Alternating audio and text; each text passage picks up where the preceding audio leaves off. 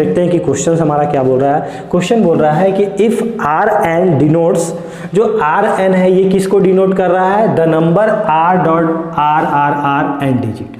मतलब कभी भी दुनिया में अगर आपको लिखा हुआ मिल जाए कि सर 5 और यहाँ बेस में क्या लिखा मिल जाए, एन मिल जाए, मतलब ये हमेशा किसको बता रहा है, मतलब ये क्वेश्चन वाला क्या बोल रहा है, आर की जगह हमने क्या पुट कर दिया, 5 पुट कर दिया। मतलब ये क्या मतलब बोल रहा है कि इसका मतलब ये है कि सर 5 कितने बार लिखा हुआ है, 5 हमारा n टाइम्स लिखा हुआ है। ठीक है, बस इसका मतलब यही है। और r का वैल्यू कहाँ से कहाँ तक है सर, 1 से लेकर 9 तक है। ठीक है, अब क्वेश्चन क्या बोला है, क्वेश्चन हमें बोला है कि a का वैल्यू क्या है आप, ठीक है ना, a का वैल्यू क्या है 6n है, b का वैल्यू क्या है सर 8n है, c का वैल्यू क्या है हमारा 4 है।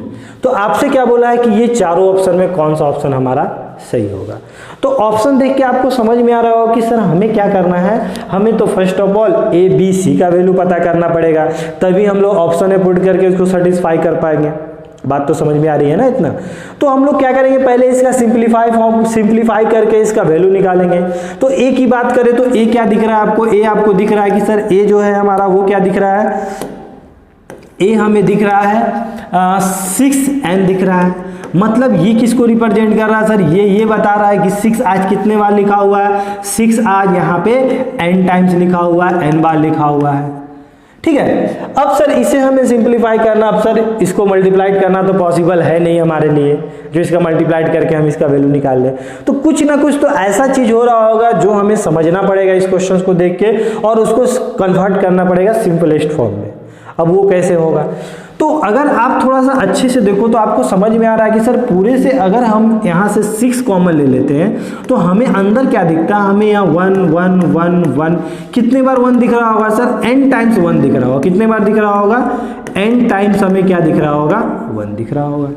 अब सर 1 1 लिखा हुआ है, मतलब अब इसको किस तरह कन्वर्ट करें। तो आपको पता होगा कि अगर हम बात करें कि 11, क्या हम 11 को लिख सकते हैं क्या 1 + 10 की पावर 1 लिख सकते हैं क्या, बिल्कुल सर लिख सकते हैं। ठीक है ना, क्या सर 111 को हम लिख सकते हैं क्या 1 + 10 की पावर 1 + 10 का पावर 2 लिख सकते हैं क्या, बिल्कुल लिख सकते हैं। तो आपको इतना तो समझ में आ रहा है कि सर यहाँ पे क्या है 1 1 1 था, तो हमने क्या लिखा 1 + 10 की पावर 1 + 10 की पावर 2।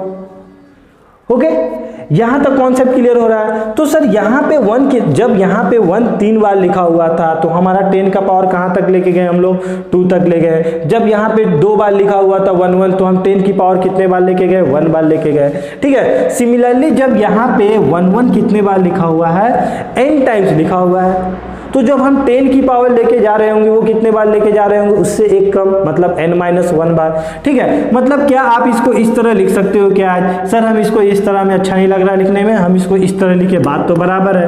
1 + 10 की पावर 1, 10 की पावर 2, 10 की पावर 3 डॉट डॉट डॉट 10 की पावर कहाँ तक जा रहे होंगे हम लोग, इससे मतलब जितने बार लिखा हुआ है 1 उससे एक पावर कम, मतलब n-1 बार, यही लिख रहे होंगे। अब हमें क्या दिखा, हमें दिखा सर ये तो सर हमारा जीपी में लिखा हुआ है, और जीपी का हम सम का वैल्यू पता है क्या होता है सम जीपी का, तो आपको पता है सर जीपी का सम तो हमें पता है, जीपी का सम होता है a r की पावर n -1। तो a का वैल्यू क्या है, यहाँ पे 1 है, r क्या है, कॉमन रेशियो क्या है, तो बाद वाला अपन पहले वाले करोगे तो क्या आएगा, हमेशा 10 आ रहा है, मतलब कॉमन रेशियो क्या है सर 10 है। अब sir total number of term कितना है, तो आप क्या बोलोगे सर, जब यहाँ से 1 से स्टार्ट हुआ है तो ये कहाँ तक जा रहा है, n-1 तक जा रहा है, तो इसके पहले भी तो एक टर्म लिखा हुआ है, मतलब टोटल नंबर ऑफ टर्म कितना हो रहा होगा सर, n हो रहा होगा। यहाँ से अगर काउंट करोगे तो n-1, उससे पहले भी तो एक टर्म लिखा हुआ है, तो कितना हो गया, टोटल नंबर ऑफ टर्म कितना हो गया, n हो गया। तो टोटल नंबर ऑफ टर्म यहाँ पे हमने n पुट कर दिया, -1 अपॉन r-1, तो 10-1, यही होता है हमारा किसका फॉर्मूला, आपका सम। ठीक है ना, sum of n term of GP. तो इसको आप सॉल्व करके लिखते हो तो क्या दिखेगा आपको, 6 अपॉन ये वाला वैल्यू कितना आ गया 10-1, 10-1 कितना हो गया 9, और यहाँ पे क्या आ गया 10 की पावर n-। ठीक है, मतलब a का वैल्यू हमारा निकल के आ चुका है 6/9, 10 की पावर n-1। ठीक है। सिमिलरली हम बी की बात करें, बी की जगह क्या हो रहा है सर, सिर्फ इतना ही ना चेंज हुआ होगा कि सर जहां पे आपने 6 लिखा हुआ है वहां पे 8 लिखा होगा, यही ना चेंज हुआ होगा। तो आप अगर आपसे हम पूछे कि इसको आप देख के क्या बी का वैल्यू बता सकते हो, बिल्कुल बता सकते हैं सर। वो कैसे, आज हम क्या लिए होंगे, यहाँ पे 8 कितने बार लिखे होंगे, n बार लिखे होंगे। 8 हम कहाँ से ले लिए होंगे, यहाँ से अंदर से कॉमन ले लिए होंगे, तो बाहर हमें क्या दिख रहा होगा, 8 दिख रहा होगा। बात समझ में आ रहा है। फिर हमें अंदर क्या दिख गया होगा, 1 1 1 1 कितने बार n टाइम दिख गया होगा। तो सिमिलरली यही चीज आ गया होगा, मतलब यही चीज आ गया होगा। तो क्या हम इसको देख के इसका आंसर ये आया, तो क्या इसका आंसर आप नहीं बता सकते हो। 6 की जगह हमने क्या लिख दिया, 8 लिख दिया, नीचे में क्या हो जाएगा, 9 हो जाएगा, और अंदर वाला तो एज इट इज सेम रहेगा, -1। समझ में आई बात, कॉन्सेप्ट क्लियर हुआ। ठीक है। अब सी की बात करें, जब हम बी लिख दिए तो सिमिलरली हम सी भी लिख सकते हैं सर। सी क्या होगा सर, सी का वैल्यू भी हम बता सकते हैं कि सर सी क्या, 4 कितने बार लिखा होगा, 8 2n बार लिखा होगा। मतलब यहाँ पे जो हमारा 6 लिखा हुआ तो n बार लिखा हुआ था, n टाइम्स लिखा हुआ था। आज ये कितने बार लिखा होगा सर, 2n बार गया होगा। तो ये भी जो सीरीज गया होगा सर 2n बार गया होगा। तो टोटल नंबर ऑफ टर्म भी कितना हुआ होगा सर, यहाँ 2n हो गया होगा, और तो कोई चेंजेस नहीं आया होगा। तो आप क्या बोलोगे सर, इसका वैल्यू देख के आप बोल सकते हो कि सर इसमें भी हम क्या लिए होंगे, 4 कॉमन लिए होंगे, बाहर में 4, और कॉमन रेशियो तो आज भी जब 1 1 1 जब लिखे होंगे तो कॉमन रेशियो तो आज भी सेम आया होगा। तो 10 - 1 नीचे आया होगा, तो यहाँ क्या होगा, 9 आया होगा, और यहाँ पे क्या होगा, 10 की power 8। Total number of term कितना है यहाँ पे, 2n है, तो 2n - 1।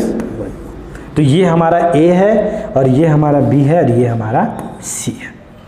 अब क्या करना है सर, अब किस तरह हम ऑप्शन को मैच करें। तो आपको यहाँ पे ऑप्शन दिख रहा होगा सर, सभी ऑप्शन में आपको a² + b कॉमन दिख रहा होगा, a² b प्लस कॉमन दिख रहा होगा, दिख रहा है ना हमें। तो सर क्यों ना आप एक काम करते हो कि सर a² b का वैल्यू निकाल लो, शायद वो c के बराबर आ जाए या कुछ ऐसा आ जाए। ठीक है ना। तो first of all a² b का वैल्यू निकालते हैं। तो a² + b अगर करते हैं तो a² का वैल्यू कितना है यहाँ पे, तो इसका स्क्वायर करेंगे तो कितना हो जाएगा, 6/9 10 की पावर n - 1 का whole square plus a² + b। b का वैल्यू कितना है हमारा, 8/9 कितना आया हमारा, 10 की पावर n - 1।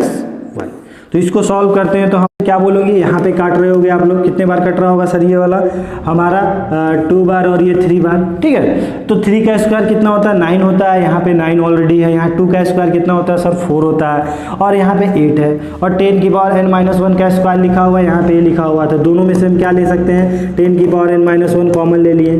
ठीक है। यहाँ से भी सर हमने क्या ले लिया, 4 कॉमन ले लिया, नीचे में क्या ले लिया, 9 कॉमन ले लिया। अंदर क्या दिख रहा है सर, यहाँ पे 2 का स्क्वायर 4 तो हमने कॉमन ले लिया। यहाँ पे हमारा क्या बचा, 3 का स्क्वायर 9 भी कॉमन ले लिया, तो यहाँ पे क्या बचा, 10 की पावर n - 1। यहाँ पे हमने 9 कॉमन ले लिया था, 10 की पावर n - 1 भी कॉमन ले लिया था, और यहाँ पे क्या बचा हमारा 8 का क्या बचा हमारा 2। तो इसको अगर हम सॉल्व करके लिखते हैं तो आपको क्या दिखेगा, यहाँ पे आप इसको थोड़ा यहाँ पे लिख देते हैं, यहाँ लिखेंगे 4/9, और यहाँ पे क्या होगा, 10 की पावर n - 1 10 की पावर n + 1। ठीक है। 10 की पावर +1, तो आपको क्या दिख रहा होगा, 4/9, और यहाँ पे क्या दिखा हमें, a - b a + b बोले तो a² - b², तो a² - b², ये हमें दिखा। ये किसके बराबर है सर, ये वाला किसके बराबर है, तो आप क्या बोलोगे कि सर a² + b किसके बराबर आ गया, हमारा c के बराबर आ गया। ठीक है। तो कौन सा ऑप्शन हो रहा होगा, a² + b। जब c को इधर लेके आओगे तो क्या हो जाएगा, ये वाला हो जाएगा, मतलब a² + b - c। समझ में आई बात, कॉन्सेप्ट समझ में आया। तो इस क्वेश्चन में हमारा इंपॉर्टेंट ये था कि हमें समझना पड़ेगा कि इसको हम लोग किस तरह सिंप्लीफाई करेंगे। तो इस पैटर्न को देख के हमने क्या निकाल दिया, इसका b का वैल्यू निकाल लिया और c का वैल्यू निकाल लिया। उसके बाद हम ऑप्शन की तरफ गए और ऑप्शन को देख के हमने डिसाइड किया कि हम क्या करें। तो हमें हर एक ऑप्शन में a² + b दिख रहा था, तो हमने a² b निकाल लिया, और वो ऑटोमेटिक इसके बराबर आ गया, c के बराबर आ गया। समझ में आई बात, कॉन्सेप्ट।